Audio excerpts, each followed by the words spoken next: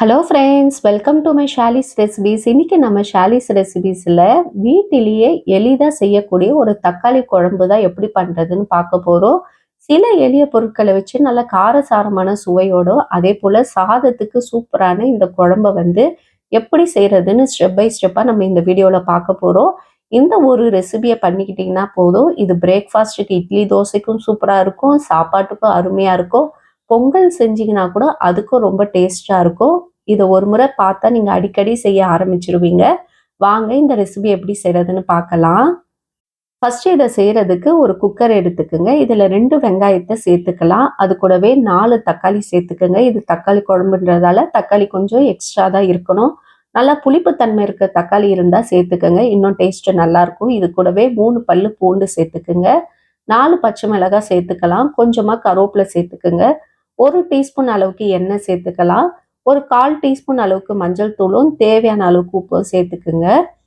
இப்போ இதில் தேவையான அளவுக்கு தண்ணியும் சேர்த்துக்கிட்டு ஒரு 5 விசில் போட்டு நல்லா மேஷ் பண்ணி எடுத்துக்குங்க. மேஷ் பண்ண முடியலன்னா நீங்கள் என்ன பண்ணிக்கோங்க, தண்ணி எல்லாம் வடிச்சிட்டு இந்த வெங்காயம் தக்காளி எல்லாம் மிக்சியில் போட்டு பேஸ்ட் மாதிரி அரைச்சி தனியாக எடுத்து வச்சுக்கோங்க. இப்போ ஒரு பேன் எடுத்துக்கோங்க. இதில் 2 டேபிள் ஸ்பூன் அளவுக்கு எண்ணெய் சேர்த்துக்கலாம். எண்ணெய் காஞ்ச பிறகு கடுகு 1 டீஸ்பூன் சேர்த்துக்கோங்க. சோம்பு 1 டீஸ்பூன், சீரகம் 1/2 டீஸ்பூன் சேர்த்துக்கங்க. இதில் 2 பல் பூண்டை நல்லா தோலோட இடித்து சேர்த்துக்கங்க. நல்லா வாசனை சூப்பராக இருக்கும் இந்த குழம்புக்கு. அதே போல் காஞ்ச மிளகாய் ஒரு 2 சேர்த்துக்கலாம். 1/4 டீஸ்பூன் அளவுக்கு பெருங்காயத்தூள் சேர்த்துக்கிட்டு கொஞ்சமாக கருவேப்பிலையும் சேர்த்து விட்டுருங்க. இப்போ இது எல்லாத்தையும் ஒரு டைம் மிக்ஸ் பண்ணி விட்டுட்டு ஒரு வெங்காயத்தை பொடியாக கட் பண்ணி சேர்த்துக்கிட்டு அதையும் நல்லா வதக்கி விட்டுடலாம். வெங்காயம் நல்லா வதங்கி வந்த பிறகு இப்போ நம்ம ஆல்ரெடி மேஷ் பண்ணி வச்சுருக்கோம்ல வெங்காயம் தக்காளி, அதை இப்போ சேர்த்துக்கலாம். இப்போ இது கூடவே என்ன பண்ணிக்கோங்க, தண்ணி சேர்த்துக்குங்க. நம்ம வேக வச்ச தண்ணி இருந்துக்கோ சேர்த்துக்குங்க. குழம்பு ரொம்ப திக்காக இருந்தாலும் இந்த குழம்புக்கு தேவையான அளவுக்கு நீங்கள் தண்ணி சேர்த்துக்கலாம். இது ரொம்ப தண்ணியாக இருந்தால் இந்த குழம்பு நல்லா இருக்காது. ஓரளவுக்கு திக்காக இருக்கணும். அப்போ தான் இந்த குழம்பு டேஸ்ட்டாக இருக்கும்.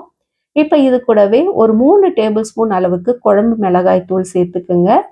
காஷ்மீரி மிளகாய் தூள் ஒரு 1/2 டீஸ்பூன் சேர்த்துக்கோங்க. இந்த குழம்புடைய திக்னஸ்க்காக நம்ம என்ன பண்ண போறோம்னா, பொட்டுக்கடலை உடைச்ச கடலையை பவுடர் பண்ணி 1 டீஸ்பூன் அளவுக்கு சேர்த்துக்கலாம்.